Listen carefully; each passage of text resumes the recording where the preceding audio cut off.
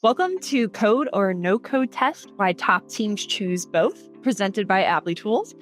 My name is Heather Versillo, and I'm today's host. And I'm also happy to be joined by one of Applitools' favorite customers, Eric Terry. And he is the Senior Director of Quality Control at Eversana InTouch. Eric is very experienced in software testing, enterprise application development, and business systems analysis. He is also currently, like I said, Senior Director of Quality Control at Eversana InTouch, which is a leading global agency network in the life sciences industry.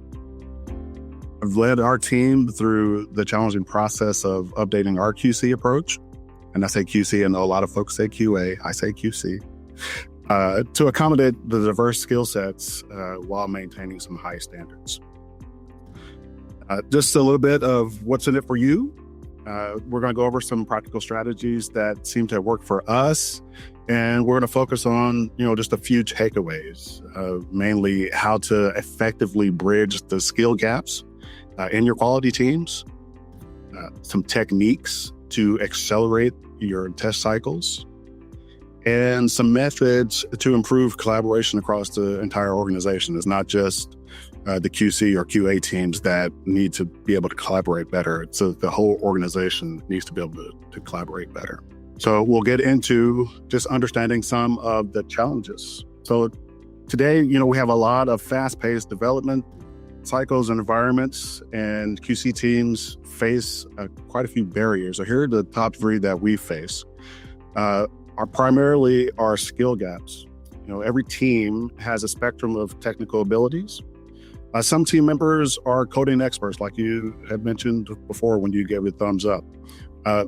They're able to write complex automation scripts, while others, they are more able to excel at the test analysis, but are not really into the coding part of it. They don't have any coding experience.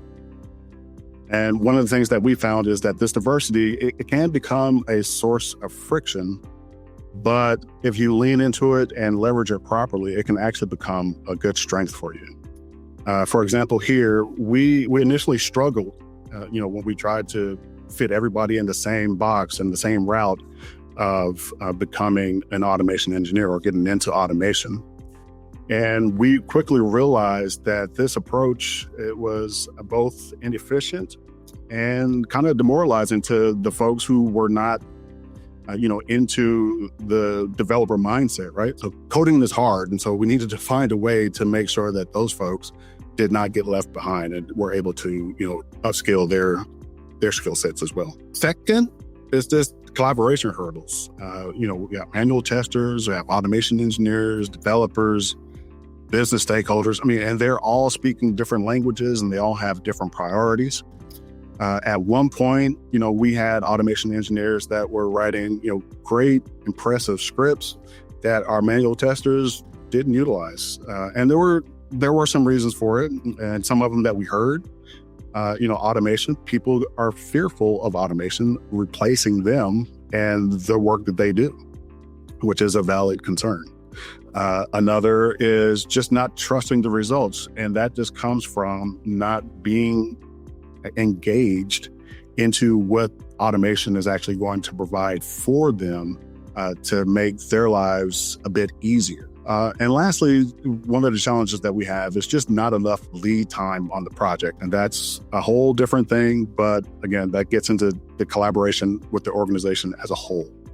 And we'll talk about that a bit later as well. The third is just fragmentation. We, like many other organizations, we ended up with a patchwork of tools and approaches. Some of you out there, use Selenium, you might use some other commercial tools, or you could be like us and rely on both manual and automation. And the fragmentation, this kind of leads to inconsistent coverage. It creates, knowledge silos, and it just becomes a bigger maintenance issue, a bigger overhead for maintenance. So I'm guessing that many of you have experienced at least some of these pain points. So let's see what we can figure out about some of the solutions that we can do. So the solution isn't really choosing between, do I do bespoke code or do I find a no-code approach? It's really trying to figure out how to strategically integrate both of them. And, there are times. So with the code-based automation, typically that involves programming languages like Java, Python, JavaScript, TypeScript, and, frameworks like Selenium, like I mentioned earlier, or Cypress and Playwright. Cypress and Playwright are two that we use primarily.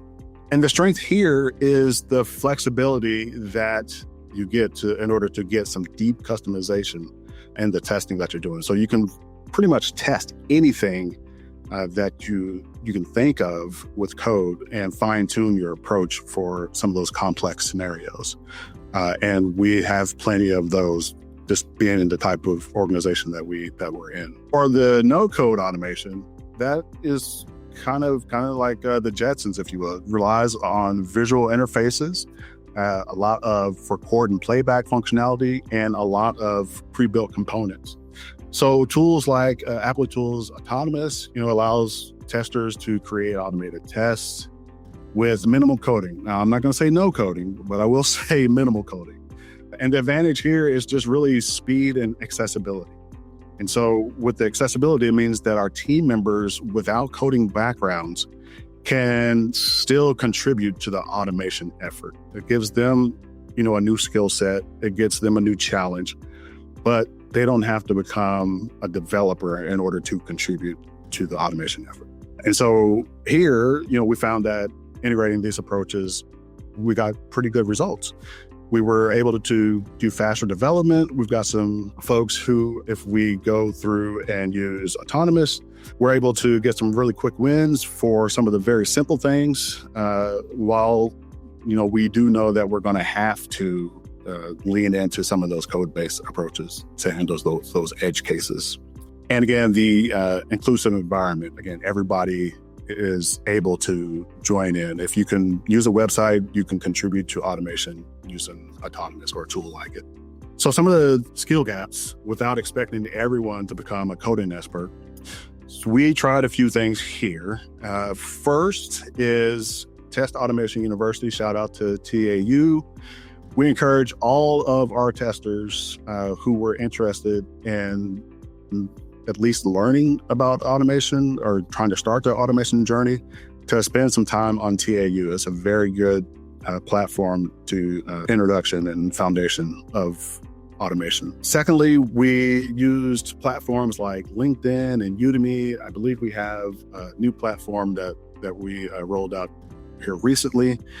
But, we were able to put together learning tracks for testers so that they can get a deeper understanding of coding and automation. And again, coding is hard. And so trying to find ways for folks who were very comfortable doing manual tests and not so much into the ones and zeros of it, trying to find a way to get them into a developer mindset.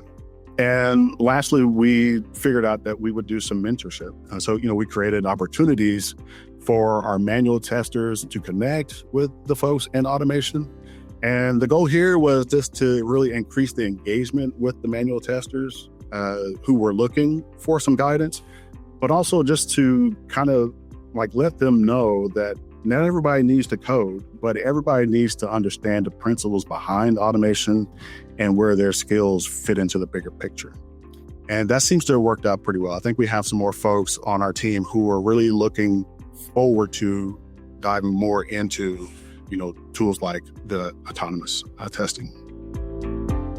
So the other thing I mentioned was accelerating the test cycles. So we can definitely do that through some efficient automation. The first approach would definitely be parallel execution. So both our code and our autonomous frameworks are configured to run tests simultaneously. We configure to run those tests simultaneously across multiple environments and browsers. And the goal here is just to reduce testing time. Now, there will be times where you have to run it serially instead of parallel, but most of the time you can run those tests parallel and get through the testing a lot quicker. A second is just making sure you find the right tests to automate. Trying to automate 100% of the test, that's no good. That's a fool's errand. It's inefficient. Instead, take a little bit of time, do some analysis to determine which tests are needed based on the code changes. And I think that really helps us reduce our regression testing time. And I think in some cases, we reduced it, 60 to 70% of the regression test by making sure we had the correct test automated. And third is through the CI/CD pipelines. Again, both our code and autonomous tests, they can run on schedules and across multiple environments and browsers. As far as our coded, we have them ready so that when developers check in code, we can start testing as soon as that code is checked into the repository. Equally important is, how our manual and automated testing works together. Our automated test, again, handles a lot of the regression, while manual testers, they're able to focus their effort on those high-value, difficult edge cases. And then test results from both approaches, we feed those into the same reporting system. And we'll get into this later, but yeah, we use Azure DevOps and are able to report those things out. And it gives us a good unified view of what the quality looks like. And one of the other things that we've done is, we try to shift left as far as we can. I know shift left is one of those buzzwords, but we try to shift left where, our testers, they participate in requirement reviews and begin creating those test cases well before development is complete. And so all of this work, all of this together just really reduces the overall testing time. Some of the integration of code and no-code approaches depends heavily on team collaboration. And so we have implemented several strategies. The first one is not really one that you would stand out as much, but it's savings. Like, that's a strategy. How can we save?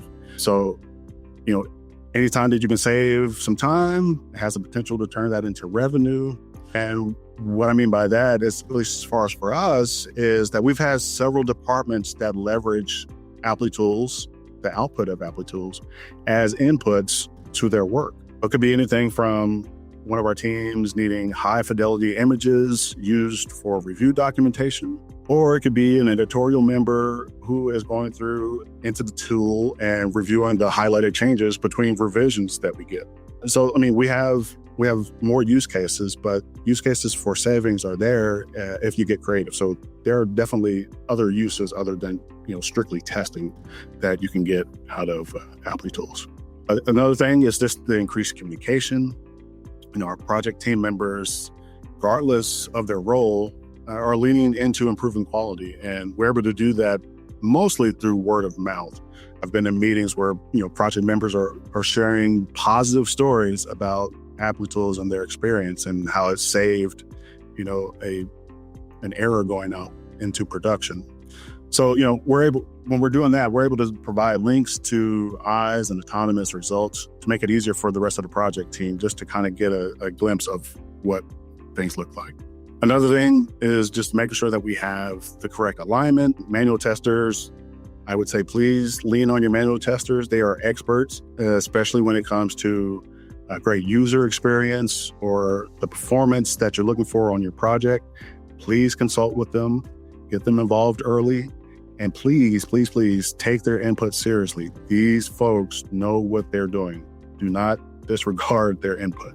And lastly is just to increase collaboration. Kind of goes along with the increased communication part of it, but this time I'm talking about the tools that we use in that effort.